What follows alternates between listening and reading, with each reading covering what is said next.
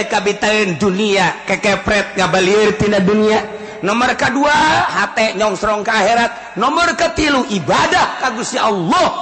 Eta teh kapan berbeda jeung halayak rame di Mekah saat urang Mekah duniawi resep kana dunia, saat urang Mekah teh poho ka akhirat, saat urang Mekah teh teu nyahoan ka pangeran, cara ibadahna ka patung.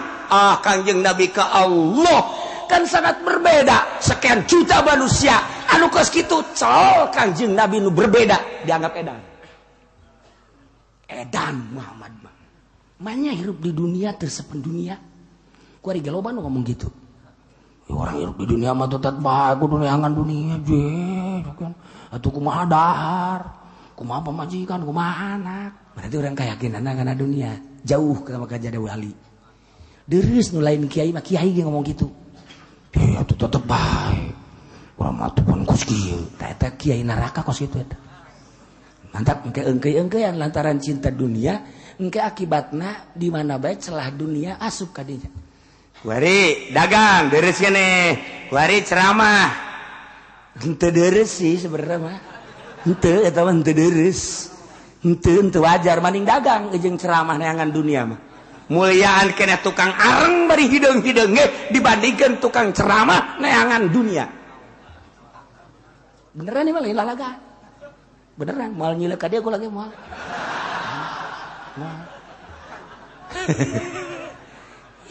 Atuh ayat kula saged pake dagangan dunia maningan jualan areng hideung-hideung ge cemong-cemong ge.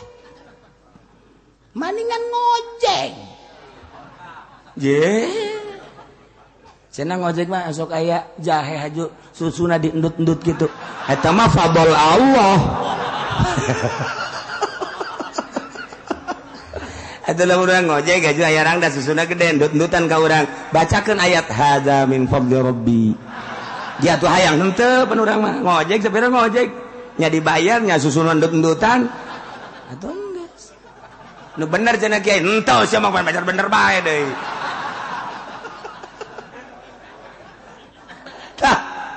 Kanjeng Nabi teh dianggap edan. Hiji ketika Kanjeng Nabi turun ayat berubah wajahna ngomong ngaco, ngomong kalamullah Muhammad edan. Nomor kedua ketika manusia-manusia halayak ramai di Mekah teh cinta dunia, nu dikejar dunia barang jeung penting teh nu diobrolkeun teh dunia. Kanjeng Nabi muridun anid dunia. Saat batur can nyahoan ke akhirat Kanjeng Nabi mah menghadap ke akhirat. Saat batur saralah ibadah nyembah teh ka patung Lata Uzza Manat tak Kanjeng Nabi ka Allah diedankeun ku urang Mekah.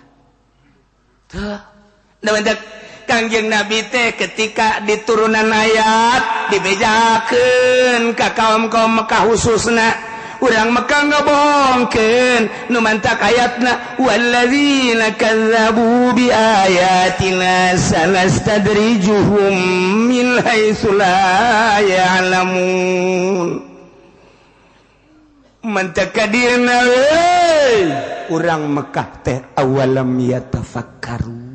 Apakah teu malikir sih orang-orang Mekah kufar Mekah teh sarua jeung mikir atuh engke lamun mikir faya lamun nyaho nyana nyaho naon ieu ma bisahibihim min jinnah nyaho nyana bahwa teu aya bisahibihim tetep kasohib ahli Mekah kufar Mekah yana Kanjeng Nabi min jinlatin edang.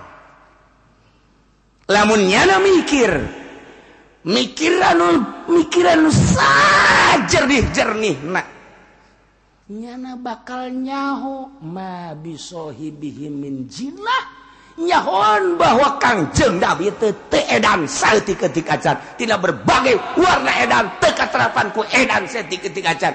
Ieu masalah setik Muhammad edan. Salah setik Muhammad edan. Kadeuleu beda beungeut tak Muhammad edan. Kadeuleu ngomong Al-Qur'an Muhammad edan. Kadeuleu Kanjeng Nabi teh keur sujud ka Allah Muhammad edan. Di edan-edan. Lamun nyana berpikir bakal nyaho ma bisahibihim min jinnah bahwa Kanjeng Nabi teh edan. Jadi edan-edan Kanjeng Nabi teh. Urang mah kuari kakarak ge nyieun pondok di lembur magahan ngaji, kakarak ge ditolol-tolol, atuh ulah mah kamarah. Tolol tau kiai. Ngajina nyari takun haram segala ieu itu. Ayo bae. Kanjeng Nabi mah diedan-edan. Engke ge urang ge kaos kitu teh kiai edan teh kaos kitu mah. Tuh aja emang aing mah edan ieu. Gitu bae geus. Ayo. Bisa ditampilin kakarak diomong urang geus rugrug.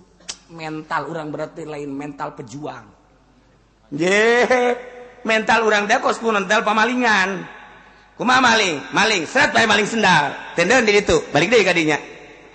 Maling emang keur mana? Sendal leungit sakit. Oh. Emang di mana neundeuna? Di dieu ye sakian. Masyaallah, sendal naon, Mang? Pugu nyana nu maling tolong teh. Naon nyana nu maling nanya deui. Sendal naon mah di dieu diteu di dieu sendal kulitnya kula ge asa neuleuh sareretan cek eta teh waktu kula dekat dieu di dieu eueuh ji sanu maling tuh goblok amat nyana ngomong gitu goblok amat teh jelema daek-daek amat maling masyaallah zaman akhir meureunnya eta pamalingan mental hebatnya sementalna nah kiai ge kudu boga mental kos kitu. Lamun ditolol-tolol, sia tuh kajet. Digoblok-goblok, sia tuh kajet. Ya teman kiai bodoh jasa, pugu, eta camat datang kadinya mere duit teu ditariwa tolol sama kiai, sia tuh kajet. Eta bupati datang kadinya deuk nyumbang, endan teu ditariwa, sama kiai bodona deui teh mah, sia tuh kajet. Leg-leg ku sia pinter. Sia tuh kajet, sama kiai edan meurnya. Sia tuh kajet. Engke ge pamajikanna ge ngomong ka urang. Duit lain cokot. 300.000 mun dipake motor 300 juta lo moal entu kunaon teh lah segala tata saupan naon di dieu mah edan meureunana pamajikanna ka kiai kasalagina di edan ji ulah marah Kanjeng Nabi ge disebut edan lamun ditafakuran lu sabenerna awalam yatafakkaru inkarieu apakah memang henteu talapakur ku parmekah teh teu mikir teh maksudna naon? Mikir teh tolabul makna bil qalbi. Neangan harti di jero hate. Ngaranna eta fikir. Nu mantep cek ahli mantek mah pikir teh ya urang lamun ngaji sulam. Alhamdulillahilladzi qad akhrajana ta'ijal fikri li arbabil hijah. Fikri teh harakatun nafsi fil makulat. Hartina ngarobahkeun ati dina perkara nu sok dipikir. Anu diangan-angan eta ngaranna pikir. Kieu aya eta sih nyieun gelas kumaha mikir teh ngaranna. Tina naon ieu naon garang-garana asalna bahanna kumaha nyieun eta pikir ngaranna. Makulat ai papais mah teu bisa dipikir. Aya kueh papais hei. Pikiran coba ku sia jerona naon. Datang ka tol tau jelema mikiran jerona naon atau moal kapikir sebab teh lain makulat tah mah susah barang kadeuleu barang karasa lamun aja lemah nu nanyakeun ka urang coba ku sia pikiran ayo kumaha eta jerona cak sia cau apa unti ayo apa nanas ayo coba maning ulah di pikiran edan bisa sia maningan cokot bae tah papaisa buka leg-leg ku sia tah karena mah susat, makulat, barang nu di dahar, baso, itu bisa dipikir orang. Pikiran coba kusia. Lamun nyieun baso, nah bisa dipikir. Baso teh dijieunna tina naon kumaha nyieunna kok bisa jadi gede sagede Malpinas. Malah kuari mah aya baso edan sagala. Baso edan, baso setan, sakedeung deui bakal aya baso jurig newo-newo. Nyieun baso teu kira-kira baheula mah sakada ge baso Malpinas beres yes. Geus sakitu tah geus. Beres tah Malpinas mah geus sakitu doang meureunana tah mah genderung ka ditu keur gondrong ka ditu. Cenderung ka Malpinas geus beres. Nah, kabelah dieuna deui baso edan. Di Garut baso edan, Tasikmalaya baso edan. Cek urang ieu teh maksudna baso edan teh nu ngadaharna apa nu nyieunna sih edan ieu. Kita ke harga yang mah ya. Geus, bol bawa baso edan.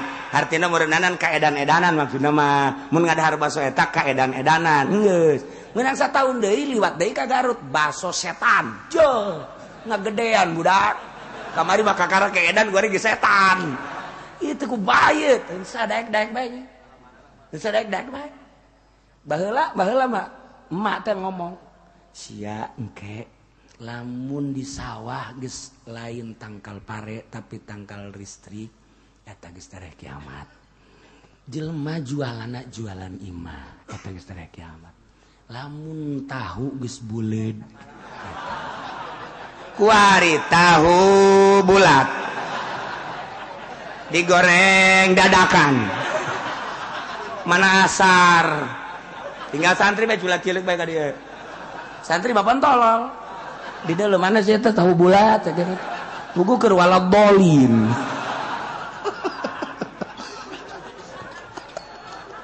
astaghfirullahaladzim jasa nah iya akhir zaman di saraya kabeh akhir zaman awewe bukna pendek lalaki bukna panjang geus diheula tah geus mun awewe make calana baheula geus kada itu bae kan urang kan ngadenge teh mah urang bener teh can nyaho kitab teh tapi urang geus dibejaan tah ku mama urang mage manu bener lain masya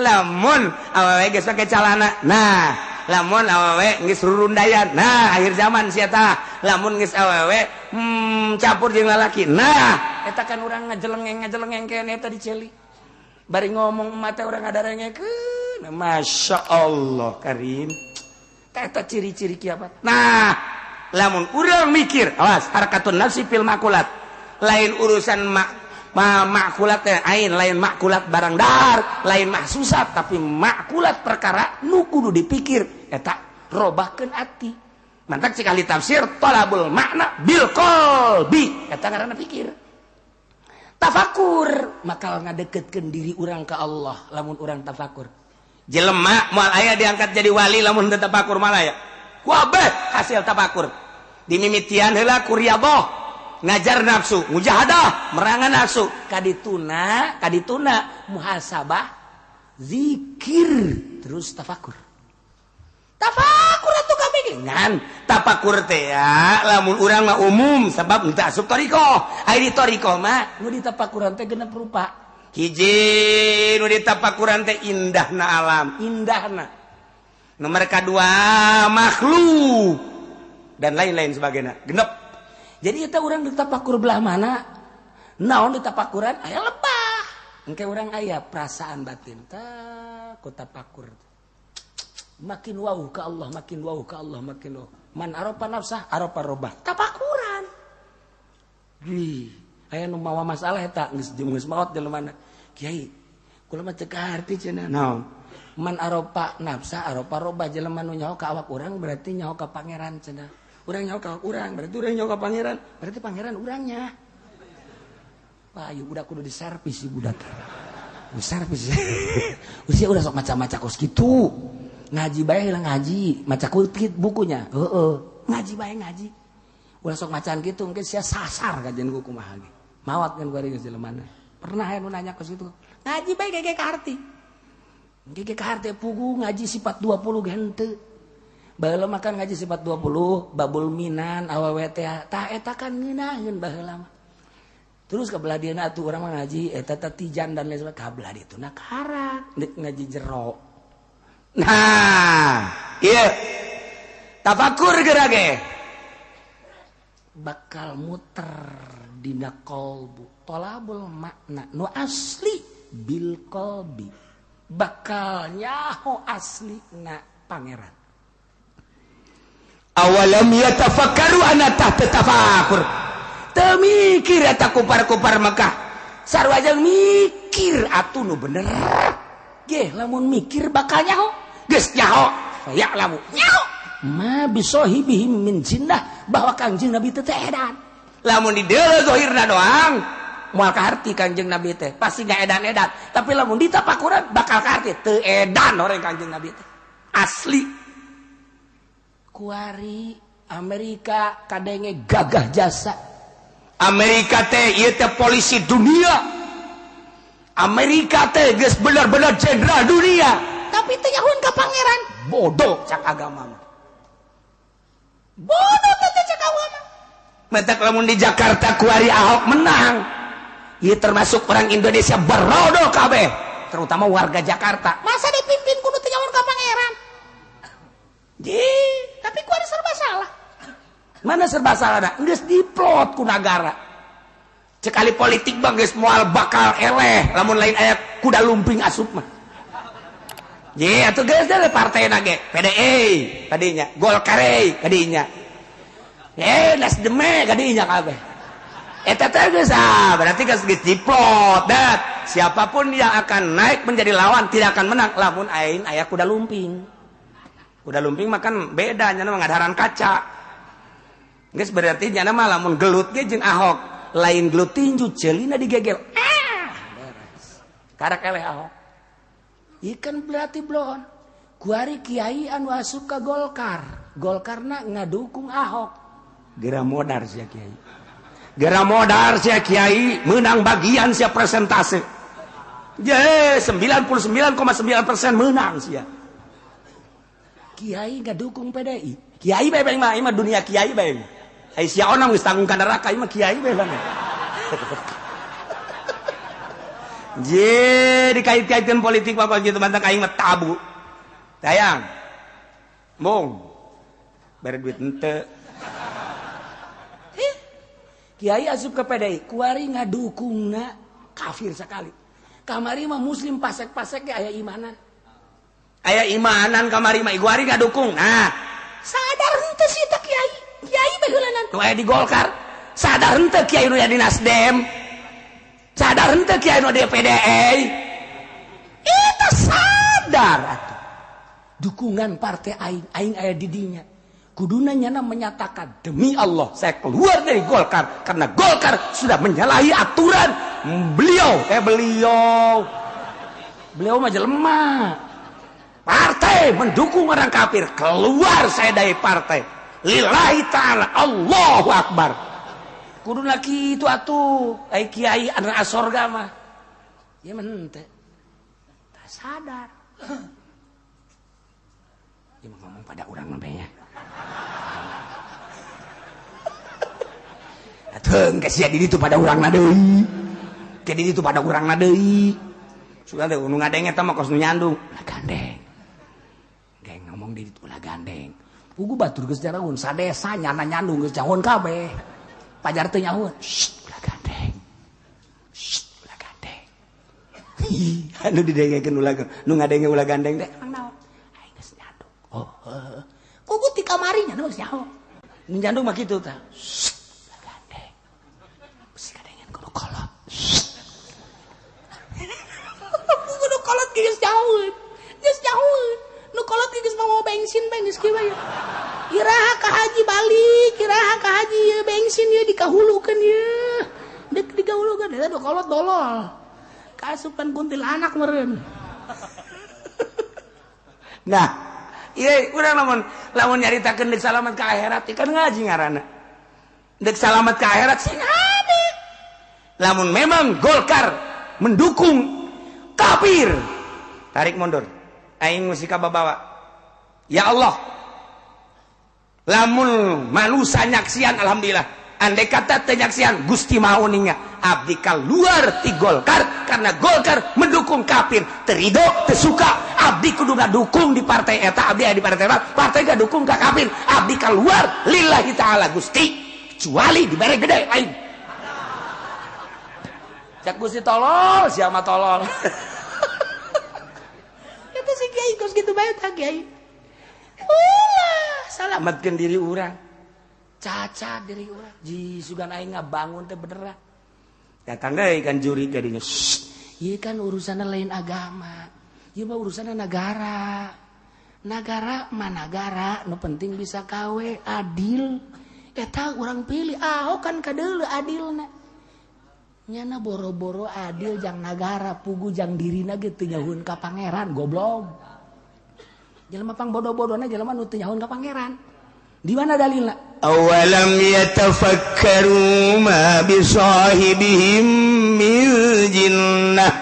Apakah teu malikir eta urang Mekah teh kafir-kafir Mekah mikir atuh lamun nyana mikir bakal nyaho hasil pikiran bakal timbul ilmu ma'rifatullah nyaho ma bisohibihim min jillah nyahuun bahwa Kangjeng Nabi teh teu edan je eta ahok teh teu nyahuun Kangjeng Nabi teh ya Kangjeng Nabi Rasul teh nyahuun lantaran teu mikir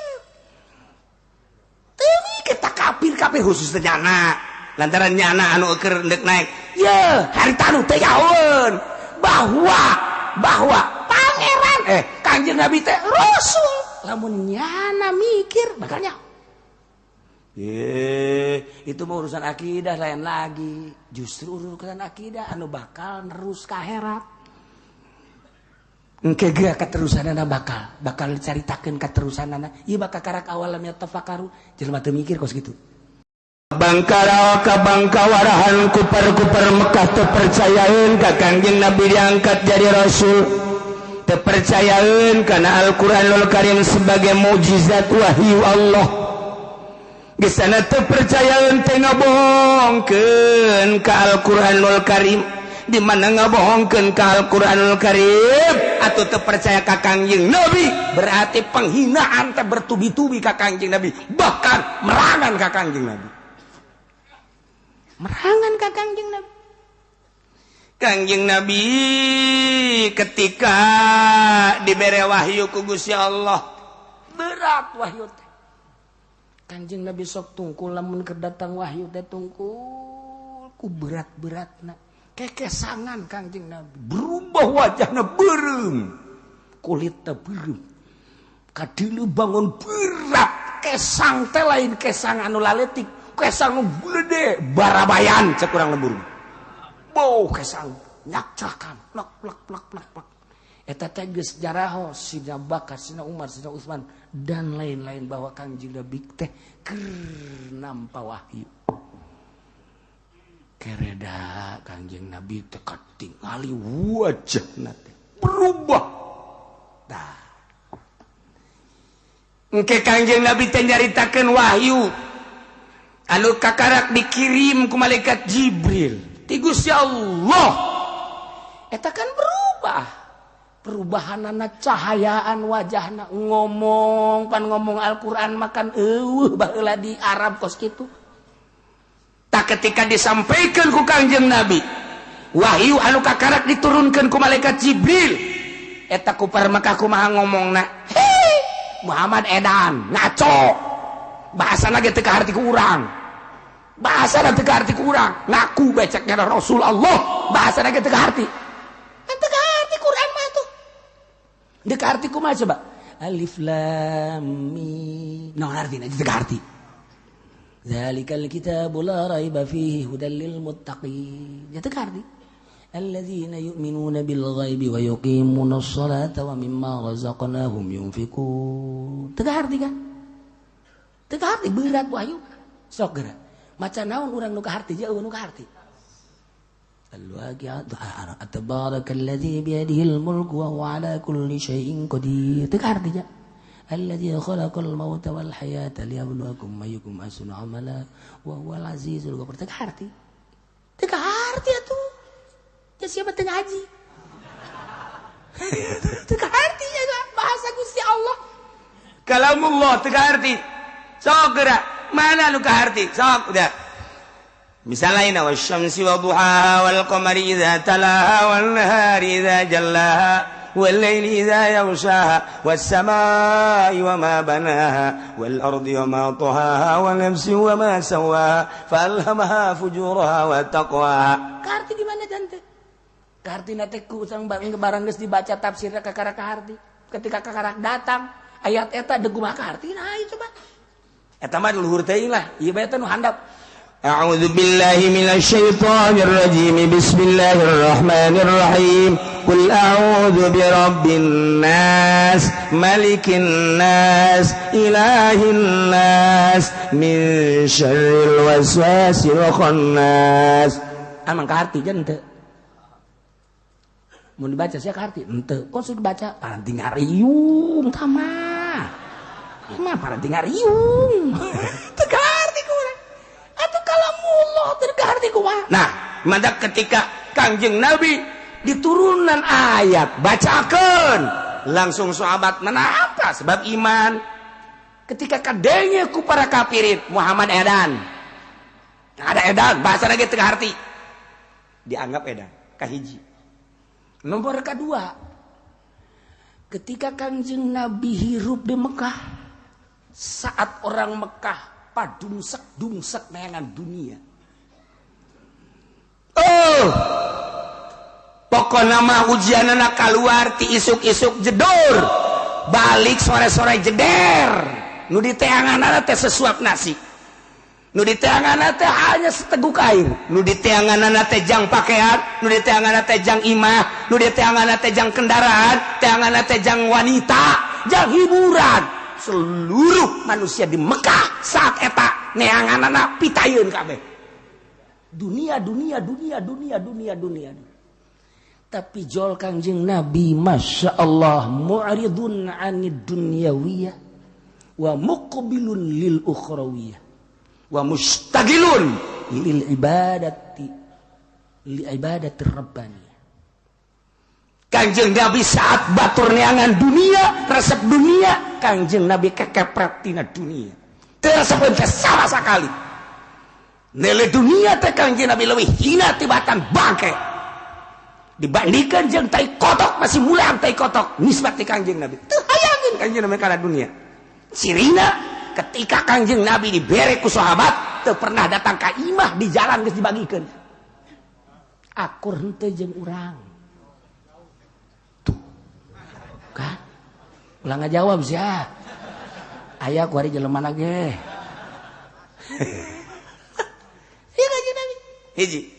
Nomor kedua saat batur resep karena dunia neangan dunia nu diobrolkan dunia nu digundam-gundam dunia Kangjeng Nabi kekepret tina dunia saat batur teu nyahueun ka akhirat sakilang nu nyahueun ge geus bopohokeun ka akhirat Kangjeng Nabi menghadap ke akhirat saat batur teu puguh gawe teu puguh kegiatan sakadar ngangon onta ngangon sapi ngangon embe sakadar ruang riung obrol judi mabok sakadar ruang riung manehanana teh neangan tempat hiburan zinah dan lain sebagainya nah Kangjeng Nabi mambuk bilun lil ukhrawiyah menghadap ke Allah ke akhirat mustagilun ibadah Kangjeng hiji teh kabitaeun dunia kekepret ngabalieur tina dunia. Nomor kedua hate nyongsrong ke akhirat. Nomor ketilu ibadah ka Gusti Allah. Eta teh kapan berbeda jeung halayak rame di Mekah saat urang Mekah duniawi resep kana dunia saat urang Mekah teh poho ka akhirat saat urang Mekah teh teu nyahoeun ka pangeran cara ibadahna ka patung Kangjeng Nabi ka Allah kan sangat berbeda sekian juta manusia anu kos kitu col Kangjeng Nabi nu berbeda dianggap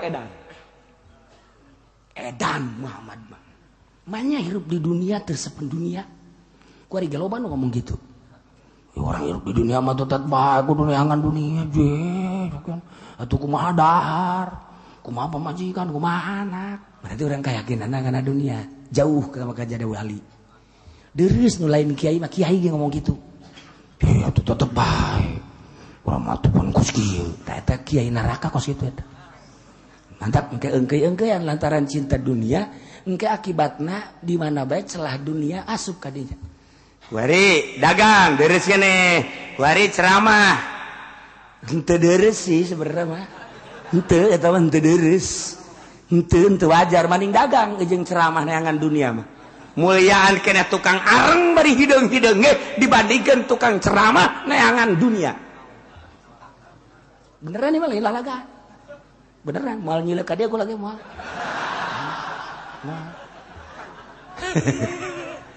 ih atuh ayat tuh lah sakit pakai dengan dunia maningan jualan areng hidung cemong ge maningan ngojek cenah ngojek mah sok aya jahe haju susuna diendut-endut gitu eta mah fadl Allah adalah orang ngojek gaji ayarang dan susuna gede endut-endutan ka urang bacakeun ayat hadza min fadli rabbi jatuh hayang henteu penurang mah ngojek sepeda ngojek nya dibayarnya susunan ndut-ndutan atuh geus nu bener cenah kiai henteu sia mah bener bae deui tah Kangjeng Nabi teh dianggap edan hiji ketika Kangjeng Nabi turun ayat berubah wajahna ngomong ngaco ngomong kalamullah Muhammad edan. Nomor kedua ketika manusia-manusia halayak ramai di Mekah teh cinta dunia nu dikejar dunia berang jeung penting teh nu diobrolkeun teh dunia Kangjeng Nabi muridun anid dunia saat batur can nyahoan ke akhirat Kangjeng Nabi mah menghadap ke akhirat saat batur saralah ibadah nyembah teh ka patung Lata Uzza Manat tak Kangjeng Nabi ke Allah diedankeun ku urang Mekah teu da Kangjeng Nabi teh ketika diturunan ayat dibejakeun ka kaum-kaum Mekah khususna urang Mekah ngabohongkeun nu mantak ayatna walladzina kazzabu biayatina sanastadrijuhum min haitsu la ya'lamun mantak kadirna urang Mekah teh awalam yatafakkaru apakah teu malikir sih orang-orang Mekah kufar Mekah teh sarua jeung mikir atuh engke lamun mikir fayak lamun nyaho nyana nyaho naon ieu ma bisohibihim min jinnah nyaho nyana bahwa teu aya bisohibihim tetep kasohib ahli Mekah kufar Mekah yana Kangjeng Nabi min jinnatin edang lamun nyana mikiran sajernih-jernihna nyana bakal nyaho ma bisohibihim min jinnah nyahoan bahwa Kangjeng Nabi teu edan saeutik-eutik acan tina berbagai warna edan teu katerapan ku edan saeutik-eutik acan. Ieu masalah setik Muhammad edan. Salah setik Muhammad edan. Kadeuleu beda beungeut tak Muhammad edan. Kadeuleu ngomong Al-Qur'an Muhammad edan. Kadeuleu Kangjeng Nabi teh keur sujud ka Allah Muhammad edan. Di edan-edan. Lamun nyana berpikir bakal nyaho ma bisohibihim min jinnah bahwa Kangjeng Nabi teh edan. Jadi edan-edan Kangjeng Nabi teh. Urang mah kuari kakarak ge nyieun pondok di lembur magahan ngaji kakarak ge ditolol-tolol atuh ulah ka marah tolol tau kiai ngajina nyaritakeun haram sagala ieu itu ayo bae Kangjeng Nabi mah diedan-edan engke ge urang ge kaos kitu teh kiai edan teh kaos kitu mah tuh aja emang aing mah edan ieu gitu bae geus ayo misalnya ditampilin kakarak diomong doang urang geus rugrug mental orang berarti lain mental pejuang. Mental orang teh kos mental pamalingan. Kumaha maling, seret bae maling sendal. Tendeun di ditu, balik deui ka dinya. Maling, emang keur mana, Mang? Sendal leungit sakit. Oh. Emang di mana neundeuna? Di dieu ye sakian. Masyaallah. Sendal naon, Mang? Pugunya nu maling tolong teh. Naon kana nu maling nanya deui.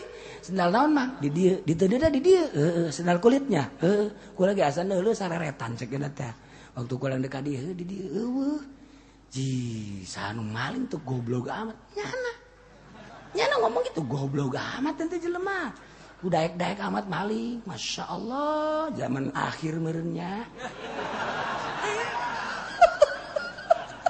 eta pamalingan mental hebatnya sa mentalna nah kiai ge kudu boga mental kos kitu lamun ditolol-tolol sia tuh kajet digoblok-goblok sia tuh kajet ya teman kiai bodoh jasa pugu eta camat datang kadinya mere duit teu ditarima tolol sama kiai sia tuh kajet eta bupati datang kadinya neuk nyumbang endan teu ditarima sama kiai bodona deui teh mah sia tuh kajet leg-leg ku sia pinter sia tuh kajet sama kiai edan meureunnya sia tuh kajet engke ge pamajikanna lagi ngomong ka urang duit lain cokot 300.000 mun dipake motor 300 juta loh entu kunaon teh lah segala tasawufan naon di dieu mah edan meureunana majikanna ka kiai ka salagina di edan ji ulah parah urang ulah marah Kangjeng Nabi ge disebut edan lamun ditafakuran nu sabenerna awalam yatafakkaru inkar ieu apakah memang henteu talapakur ku para Mekah teh teu mikir teh maksudna naon mikir teh talabul makna bil qalbi neangan harti di jero hate ngaranna eta fikir nu mantak cek ahli mantek mah pikir teh ya urang lamun ngaji sulam alhamdulillahilladzi qad akhrajana ta'ijal fikri li arbabil hijah fikri teh harakatun nafsi fil makulat hartina ngarobahkeun ati dina perkara nu sok dipikir anu diangan-angan eta ngaranna pikir kieu ke aya teh sih nyanyiin gelas kumaha mikir ngaranna tina naon ieu naon ngaranna asalna bahanna kumaha nyeuna eta pikir ngaranna makulat ai papais mah teu bisa dipikir aya poe papais hei pikiran coba ku sia jerona naon datang ka tol tau jelema mikiran jerona naon atuh moal kapikir sebab teu lain makulat tah mah susah barang kadeuleu barang karasa lamun aja lemah nu nanyakeun ka urang coba ku sia pikiran ayo kumaha eta jerona cak sia cau apa unti ayo apa nanas ayo coba maning ulah di pikiran edan bisa sia maningan cokot bae tah papaisa buka leg-leg ku sia tah eta mah ngaranna mah susat makulat barang nu di dahar baso teu bisa dipikir ku urang pikiran coba ku sia lamun nyieun basona bisa dipikir baso teh dijieunna tina naon kumaha nyieunna kok bisa jadi gede sagede Malpinas malah kuari mah aya baso edan sagala baso edan, baso setan, sakedeung deui bakal aya baso jurig newo-newo. Nyieun baso teu kira-kira, baheula mah sakadar ge baso Malpinas, beres. Yes. Geus sakitu tah geus. Beres tah Malpinas mah geus sakitu doang, meureunana tah mah genderung ka ditu keur gondrong ka ditu. Cenderung ka Malpinas, geus beres. Nah, kabelah dieuna deui baso edan. Di Garut aya baso edan. Tasikmalaya baso edan. Cik urang ieu teh maksudna baso edan teh nu ngadaharna apa nu nyieunna sih edan ieu. Kita ka hareuing mah ieu. Geus, bol bawa baso edan. Artina meureunnanan ka edan-edanan maksudna mah mun ngadahar baso eta ka edan-edanan. Geus. Meunang sataun deui liwat deui ka Garut baso setan. Jeuh. Ngagedean budak. Kamari mah kakara ke edan gua ge setan. Ieu teh ku bayeut, sadaek-daek bae. Sadek-dek bae.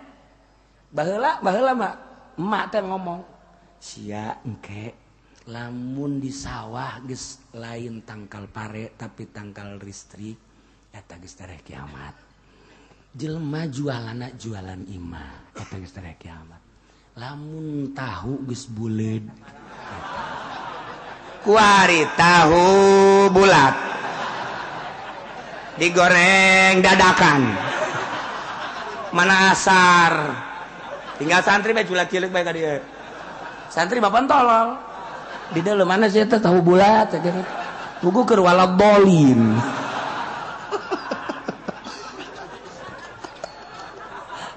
beres jasa nah iya akhir zaman di saraya kabeh akhir zaman awewe bukna pendek lalaki bukna panjang geus diheula tah geus temen awewe make calana baheula geus kada itu bae kan urang kan ngadenge teh mah urang bener teh can nyaho kitab teh tapi urang geus dibejaan tah ku mama urang mah ge manu bener lain mah sia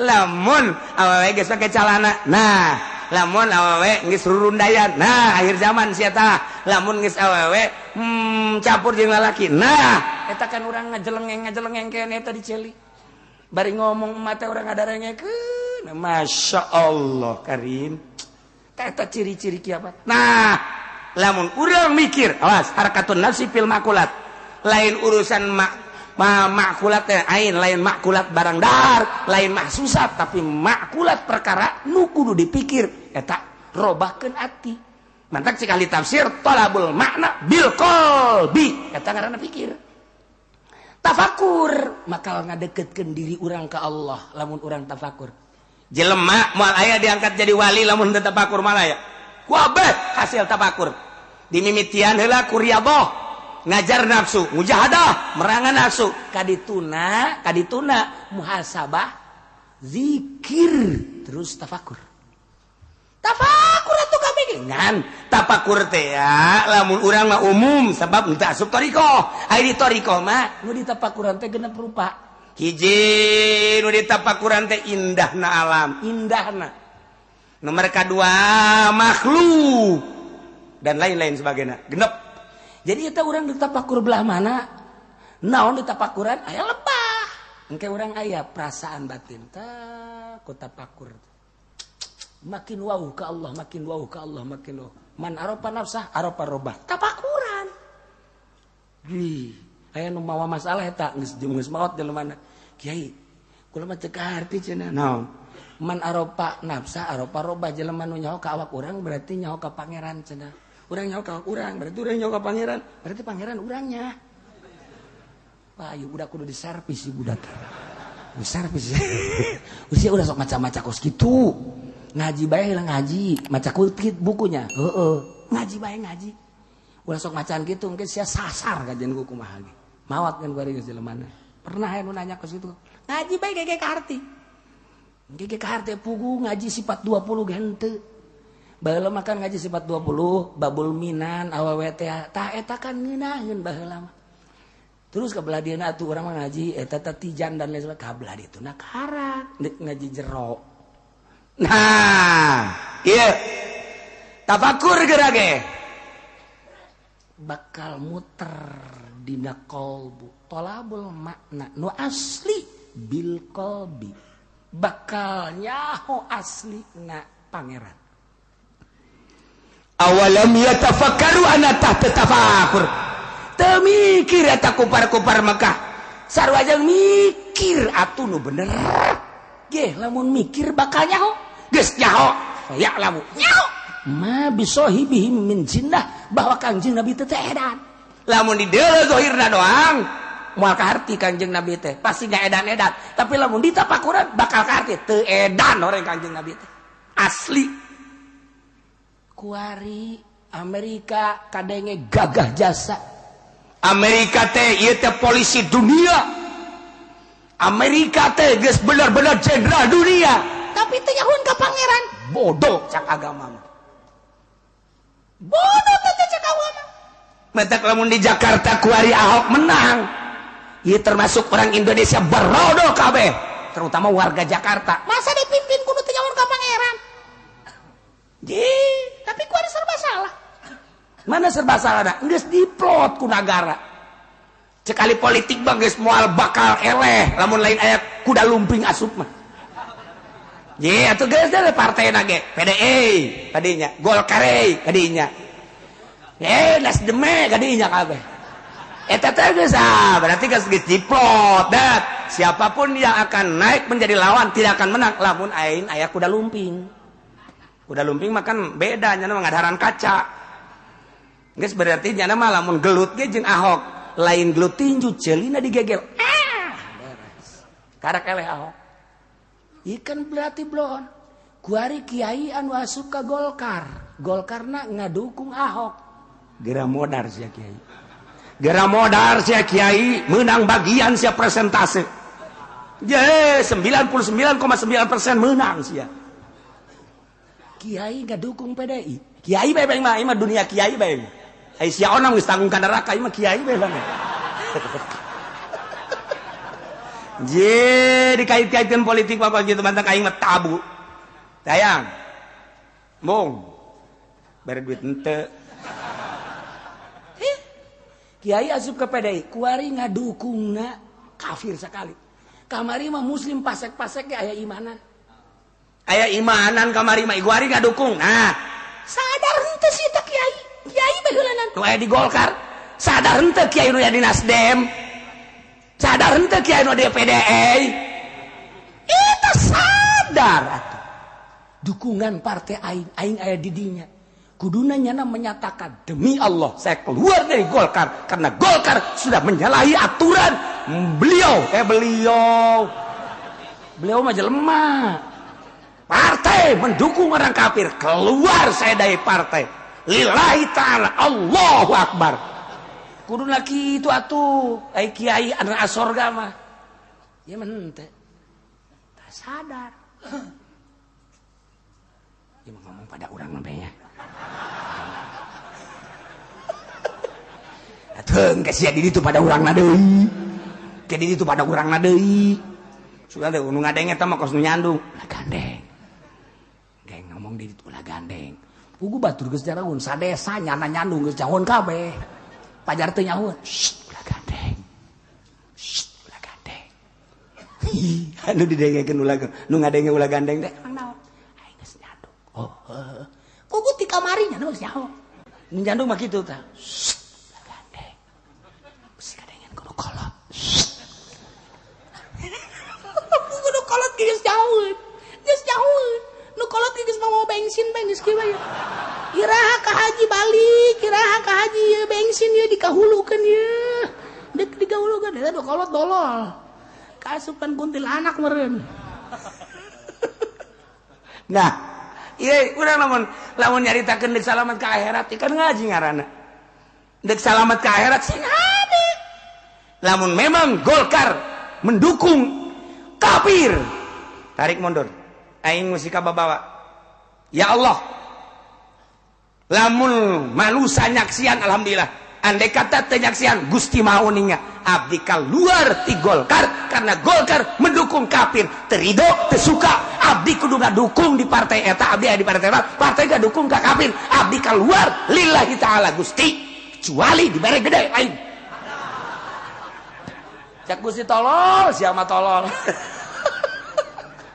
eta si kiai geus kitu bae tah kiai ulah salametkeun diri urang cacat diri urang ji sugan aing ngabangun teh beneran datang deui kan juri gadinya ieu kan urusanna lain agama ieu mah urusanna negara mah negara nu penting bisa kawe adil eta urang pilih Ahok kan kadeuleu adilna nyana boro-boro adil jang negara pugu jang dirina ge teu nyahoun ka pangeran goblok jelema pang bodoh-bodohna jelema nu teu nyahoun ka pangeran di mana dalilna awalam yatafakkaru ma bisahibihim min jinnah apakah teu malikir eta urang Mekah teh kafir-kafir Mekah mikir atuh lamun nyana mikir bakal nyaho hasil pikiran bakal timbul ilmu ma'rifatullah nyaho ma bisahibihim min jinnah nyahoun bahwa Kangjeng Nabi teh teu edan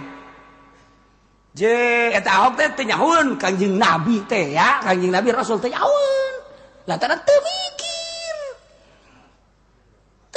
tak kafir khusus teh nyana lantaran nyana anu keur deuk naik ye harita anu teh nyahoun bahwa pangeran Kangjeng Nabi teh Rasul lamun nyana mikir bakal nyaho itu mah urusan akidah lain lagi justru urusan akidah anu bakal nerus ka akhirat engke ge katerusanana bakal dicaritakeun katerusanana ieu bakal karak awalamnya tafakaru jelema teu mikir kos kitu jeh Yahudi kuari aya Yahudi geledegan asli orang Israel kemudian pindahnya ke Amerika kuarinya asup Islam geger di Israel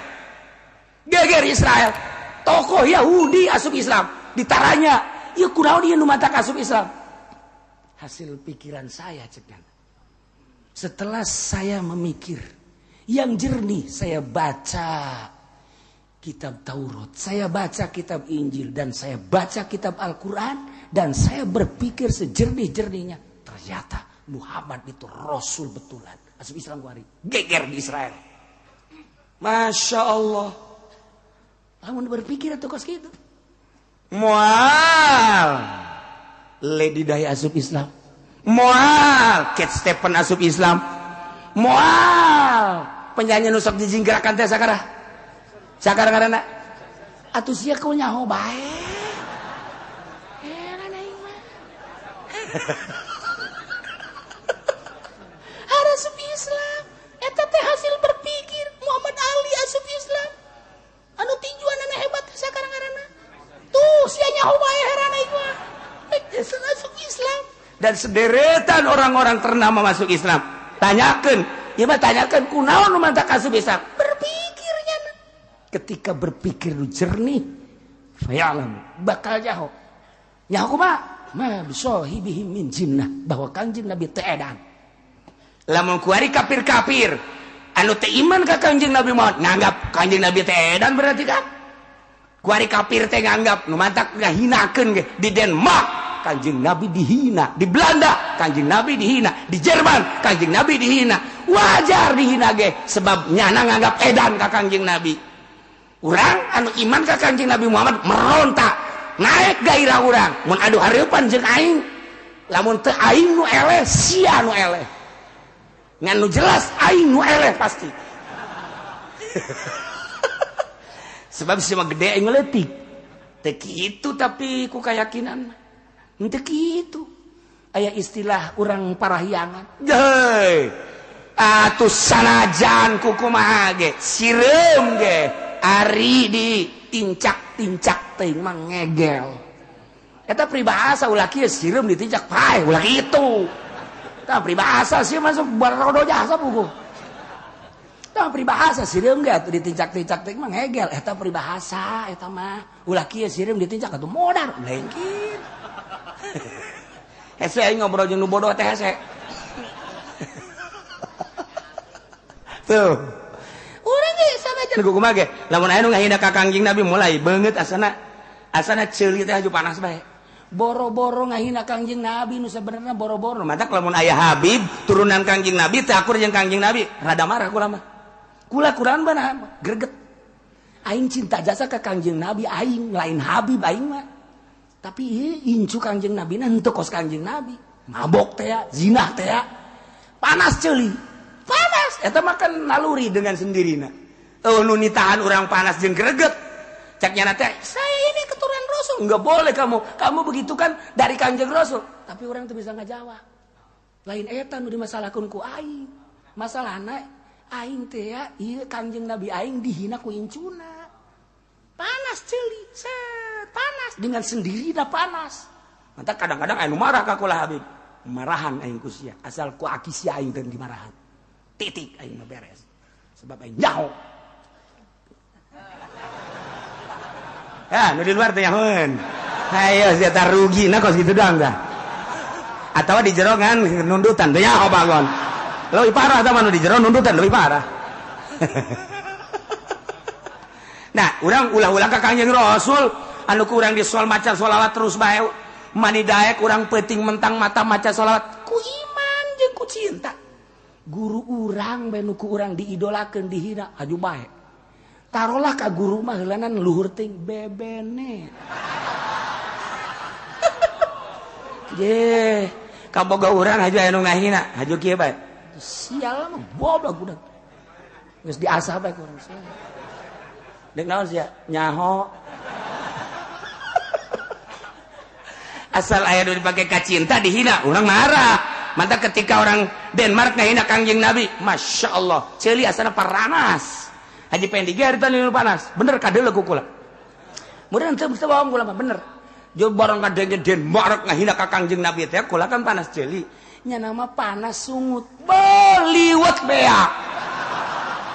Liwet beak nyana kasurupan aing panas jasa cek cenah ieu. Panas sih haju ka beuteung. Anak murid gagal ya.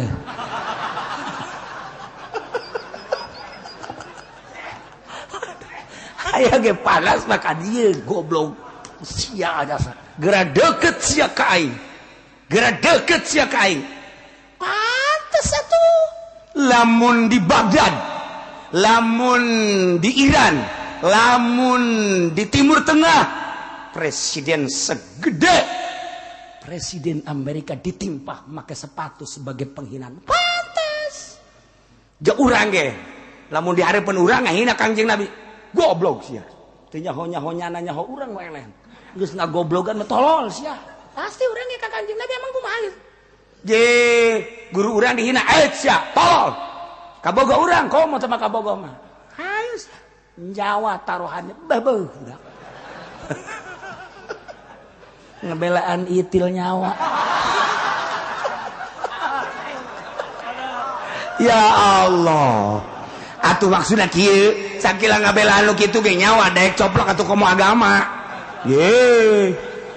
Eta mah aing, sia mah tibalik. Aya agama diantep asal eta.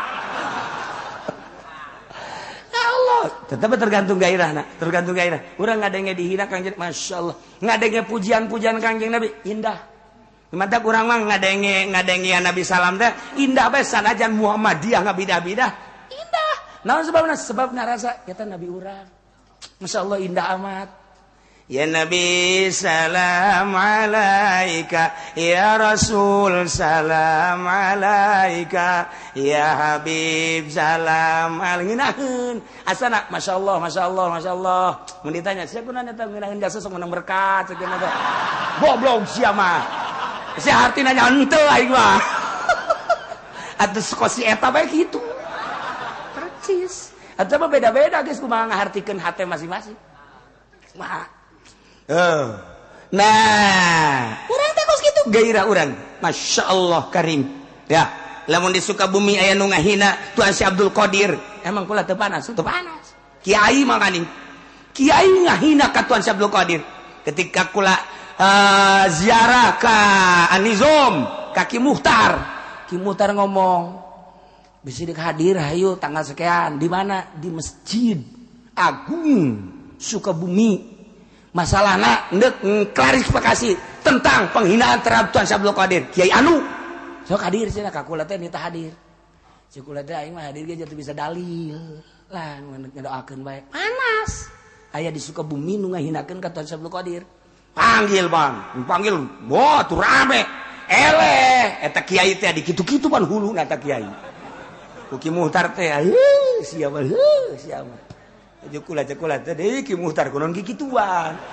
Aturan geus bae dalil bae. Artina teh cek agama ge teu meunang berarti nafsu. Teu masalah geus tah mah keur carita menang mah menang nyana. Ngan teu kudu dikitu-kitu. Geus kaluar di aturan teh ge dalil mah dalil bae. Ngadu dalil munazarah. Ai kieu mah pan lain munazarah ngadu ieu. Eta tah kos kitu teh urang teh kadang munazarah jadi mujadalah. Mendak bahsul masail teh terpimpin di NU bagus. Lamun nu mimpinna hebat, tapi lamun teu terus sarua bae ribut bae. Nah, ieu mah keur carita. Muhammadiyah gregeteun jasa. Kamaulidan, gregeteun ka rajaban, gregeteun ka marhaba. Jatuh ka hajeun nya namanya aing meresep. Ketika urang ngadenge Tala'al badru alaina min saniyatil wada' wajab syukru alaina mad'a lillahi da. Eta asana asa Kangjeng Nabi datang ka Madinah teh masyaallah dibayangkeun Tala'al badru datanglah badru Kangjeng Nabi nulir teh bulan purnama. Alaina ka urang sadaya ahli Madinah min saniyatil wada ti jalan saniyatil wada. Masyaallah dibayangkeun ku urang ya Allah lamun tolak teh nanya ka Haji Penik Haji eta tolak heung ngeunaheun maksudna ngeunaheun ka harti teh asa nur asa jamil cekeun teh jadi nyana mah kos kitu bae teu jahon ka hartina teu jahon ka hartina nyana mah jahonna ngana treng Muhammadiyah ngabidah-bidah kajen. Nu penting pujian ka Kangjeng Nabi. Terasa seger ibarat dahaga lamun ngadenge eta. Masyaallah. So geura-geura ngeunaheun jasa saja ngadenge eta. Ngadenge ieu we. Ayyuhal mab'utsu fina jit. Ka harti kurang ya Allah. Ya Allah. Atawa eta salat Badar. Ilahi salimil umma minal afati wan nikmah. Ngeunaheun ka hate aduh masyaallah sebab urang percaya urang atawa eta berjanji sok geura ulang mun berjanji wa kana sallallahu alaihi wasallam syadidal haya'i wat tawaddu' yakhsifuna lahu wa yarqamu saubahu wa yaqtus wa yalbusatahu bisiratin ta urang ngeuranggan wa kana sallallahu alaihi kaayan Kangjeng Nabi teh syadidal haya' sangat isinan jeung tawadu beda jeung siata. Siata mah isin tawadu. Datang ka imah dahar. Datang ka imah ngaberkat. Datang ka mana-mana menta. Kanjeng Nabi mapan kos panganten, kos awewe. Isinan nya teh urang kaharti kan. Masa nu kos kitu dibidahkeun ku Muhammadiyah. Kajen nyana-nyana urang-urang. Asana seubeuh ngadenge kos kitu teh. Sebab naon? Cinta. Ari surat ti kabogo surat cinta. Bo, mane diciubak. Ari maca kos kitu dibidah-bidah kumaha sih?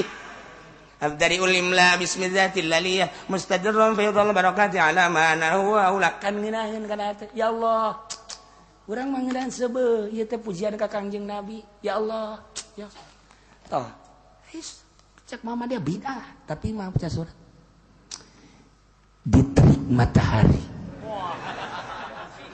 saat orang lain merasa panas tetapi ketika aku bersanding denganmu aku tatap wajahmu, hatiku terasa sejuk, masya Allah. Oh kasihku. Tolol mama dia goblok. Ayo kos gitu, oh iya. Enggak, surang mah terus bae, urang sholawat biasa, ya Nabi salam biasa, geus dibidah-bidah ulah dilawan ulah. Aing mah geus pujian Kanjeng Nabi aing teh mah geus senang jasa ya tapi geus kos kitu urang Masya Allah ieu naon ya hasil tafakur wauh ka Kanjeng Nabi setelah wauh ka Kanjeng Nabi wauh ka Allah awalam yatafakkaru ma bisahibihim min jin ya Kanjeng Nabi Muhammad teh lain edan teu edan saeutik-eutik acan bejakeun Muhammad kafir maka khususna ke seluruh kafir di antara dunia ini huwa illa nadhirum mubin teu aya kecuali Kanjeng Nabi mah hanya seorang nadhir tukang nyingsieunnan anu nyata mere petunjuk kade mada Kanjeng Nabi lamun peuting naik ka sopa naik Kanjeng Nabi ini maka teh ka Bukit Sopa. Nunggis ka Mekah maka bayang Sopa Marwah. Mantak di Garut mah aya boga anak awewe ngaranan Sopa, boga anak kadua Marwah. Jadi adik kakak ngaranna Sopa Marwah. Bah pas kabeneran lahir nu katilu lalaki Mina. Lahir deui nu kaopat awewe Arpah. Heuh bener ieu mah lain lalagaan mah di Kresek di pesantren Garut. Nu mantak budak santri mah pake lalagaan budak horeng deka Sopa ka Marwah mah teu kudu ka ditu. Tadi mah eta ge aya. Bisa ada budak. Doh cendak mamang nyok budak nyok kiai. Si ulah sok aju ka ditu. Ulah terus-terusan eta kos kitu we budak pokokna mah. Sia deka Sopa ka Marwah mah teu kudu ka Mekah. Tadi mah eta aya. Mana? Isuk-isuk tuh Sopa tuh Marwah. Toapan ku sia los. Eta ku cinta-cintana meureun. Ku cinta-cintana ka Sopa ka Marwah, ka Mina, ka Muzdalifah, aya kabeh ka Arfah aya kabeh. Anakna teh pake eta ngaranna eta Sopa, Marwah, kemudian Mina, kemudian Muzdalifah, kemudian Arfah. Geus beres. Moga anaknya teh lamun lahir deui naon meureun nya. Bir Ali meureun. Ya Allah ya Rabbi. Nah, in bejakeun Muhammad. In huwa illa nadhirum mubin. Muhammad teh anjeun teh illa nadhirum mubin. Kanjeng Nabi lamun peuting naik ka Bukit Sopa. Tidinya Kanjeng Nabi mengadakan tangan, ya Bani Fulan. Ya Bani Fulan. Ya Bani Fulan. Kan di Mekah mah bani teh turunan Quraisy, turunan nu. Hati-hati di hareup bakal aya siksa. Urang maot mun urang teu iman ka Allah, teu iman ka kula, teu iman ka Al-Qur'anul Karim, silaka di akhirat bakalna ka neraka cak Kanjeng Nabi. Eta tengah peuting datang ka subuh Kanjeng Nabi. Ya Bani Quraisy, ya Bani Nadir, ya Bani dicaritakeun wae. Hati. Ditarongtonkan ku kapar-kapar Quraisy. Ditongton Muhammad keur naon sih gegeruan gitu. Ditarongtong, ya Bani Anu. Nyanakan loba anu puluhan. engke geus datang ka jam 3 jam 4 Kanjeng Nabi turun ka masjid. Nah, kupar-kupar saya ngaromong. Edan Muhammad. Kunaon ngagero-gero kos kitunya. Atunya namanya bae ulah ka urang-urang. Ji, cilaka cek jalan cilaka bakal ka neraka. Tah, mantap ieu. Ieu ayatna ieu. Bejakeun Muhammad. Anjeun teh teu edan. Saeutik teh edan. Make saeutik di mana? Min tidak lapat jinnah. Junna min jinnah edan ngaranna. Henteu aya minan berarti boro-boro edan. Gede edan leutik ente sama sekali.